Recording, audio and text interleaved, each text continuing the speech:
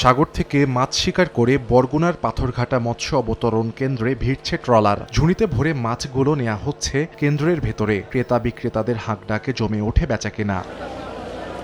তবে জেলেদের দাবি সমুদ্রে মিলছে না কাঙ্ক্ষিত মাছ। পাথরঘাটা মৎস্য অবতরণ কেন্দ্রের তথ্য মতে ২০২৩ সালে এ কেন্দ্রে ৩৫৮৭.17 মেট্রিক টন মাছ বিক্রি হয়, আর ২০২৪ সালে বিক্রি কমে এসে দাঁড়ায় ৩৪০৫.৮১ মেট্রিক টনে। মাছের সরবরাহ কমায় বেড়েছে দাম। একটা বোর্ডে 4 লাখ 5 লাখ টাকা বাজারে আইয়া বেছে 1 লাখ 1.5 লাখ 2 লাখ। মাছ পায় না, জালে বাজে না, আমরা খুব কষ্টে আছি আর কি। বাড়ি কোনো টাকা পয়সা নিতে পারি নাই। আগামীতে সম্ভবত ইলিশ মাছ থাকবে না দেশে। ট্রলিংটা বন্ধ করে দেয়, তাহলে আমাদের দেশে আয় উৎপাদন বাড়বে। উপকূলীয় জেলেরা মাছ শিকারের ক্ষেত্রে সবচেয়ে গুরুত্ব দেয় ইলিশে। গত বছরের ডিসেম্বর থেকে চলতি মাস পর্যন্ত ভোলার বিভিন্ন নদীতে দেখা নেই ইলিশের। অন্য মাছ ধরা কম পড়ায় কমে গেছে আয়। এতে মানবেতর জীবনযাপন করছেন জেলেরা। সমিতিলে অনেক কষ্টতে আছি, দোকানে বাকি দেয় না। সামনে আবার 2 মাসের অভিযান আছে। নতুন করে আবার ঋণ করে যে সাবার লয়ে আমরা নামু, ওই সামর্থ্য আমাদের নাই। চাল ডাল দিয়া সরকার আমাকে ফাঁসেতে আমাকে একটু সহযোগিতা করে। এদিকে গবেষকরা বলছেন সমুদ্রে ক্যাটফিশ ও পিনিয়াস প্রজাতির মাছের উৎপাদন কমেছে